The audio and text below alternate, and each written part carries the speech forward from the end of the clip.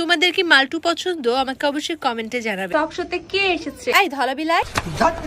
ইনি হলেন পৃথিবীর একমাত্র হোস্ট যিনি তার শোতে গেস্টদেরকে ডেকে এনে হাতে মূলা ধরায় দেন। সাদা রঙের সবজি মূলা। আর শুধু মূলা না, এর সাথে সাথে গাজর, কলা, বেগুন এগুলাও ধরায় দেন। গাজর তো এখানে তাহলে চিকন থাকতো। আর আমাদের হোস্টের এক একটা প্রশ্ন, কোন কাজে ছেলেরা 20 থেকে 25 মিনিট পর থামতে চায় কিন্তু মেয়েরা বলে আরো করো, আমার খুব ভালো লাগছে। একে তো তার শো এর গেস্ট শুধু টিকটকার আর কাফল ভ্লগার, তার উপর আবার প্রশ্ন। বাসর রাত করার জন্য প্রথম কোন কাজটি করতে হয়?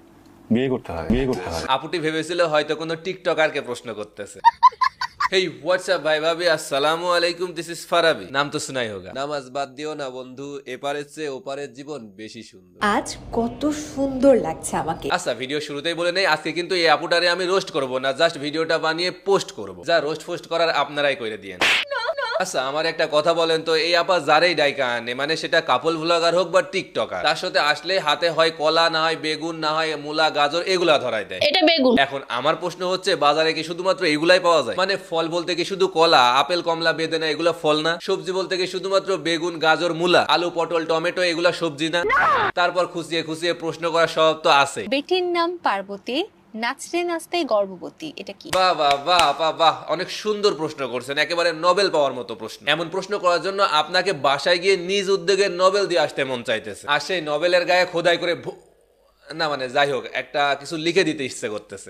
মানে বিলিভ মি ভাই, ওনার উপস্থাপনা, ওনার প্রশ্ন বা ওনার ধাঁধাগুলা দেখলে মাঝে মাঝে আমি কনফিউজড হয়ে যাই। এই ভিডিওগুলো আমি কোনো সামাজিক প্ল্যাটফর্মে দেখতেছি নাকি কোনো নষ্ট প্ল্যাটফর্মে দেখতেছি। জাস্ট ধাঁধাগুলো একটু শুনেন না। জামাইয়ে 3টা আর বউয়ে 2টা, বলো কি এসে জিনিস? এবার আপনারাই বলেন, আমি কি ভুল বলছি নাকি ঠিক বলছি? তিল বিল শুকনো গাছের মাথায় পানি, যে না কইতে পারবে সে আমার নানি। ফার্স্ট অফ অল, উনি ওনার শোতে যাদেরকে ইন্টারভিউ এর নামে উল্টাপাল্টা প্রশ্ন করে তাদের 99% হচ্ছে টিকটকার। মাঝে মাঝে আপনাকে অন্যের বইয়ের বেডে দেখা যায়। আর সেই টিকটকারের ম্যাক্সিমামই এমন টাইপের টিকটকার যাদেরকে দেখলে মনে হয় যা একটু বমি করে আসি।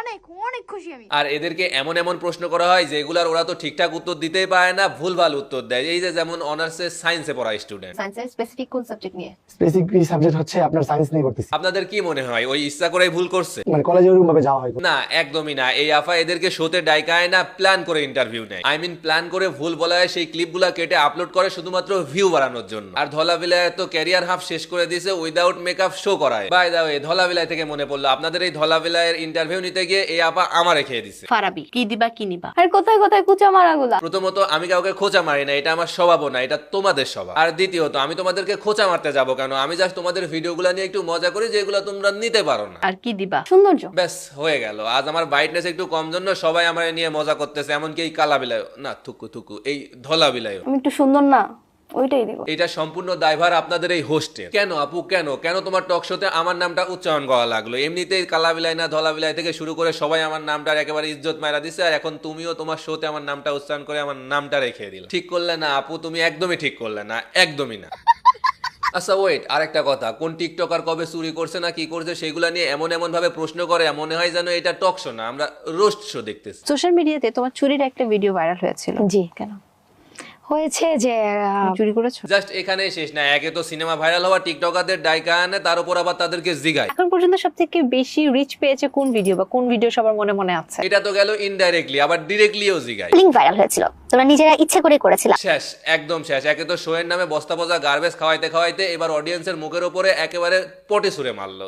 সত্যি বলতেছি, এরে বা এর শো নিয়ে না আর কিছু বলার নাই, আর বলতে চাচ্ছিও না। যদি আর কিছু বলার থাকে তাহলে আপনারা প্লিজ কমেন্টে বইলা দিয়েন। ভিডিওটা এই পর্যন্তই। সবাই ভালো থাকেন, সুস্থ থাকবেন, দেখা হচ্ছে নেক্সট ভিডিওতে। আর হ্যাঁ, যদি স্পন্সর কিংবা বিজনেস প্রমোশনের জন্য আমার সাথে কন্ট্যাক্ট করতে চান তাহলে আমাকে মেল করতে পারেন, অথবা ইনস্টাগ্রামে নক দিতে পারেন। দুইটা লিঙ্কই ডিসক্রিপশনে পেয়ে যাবেন।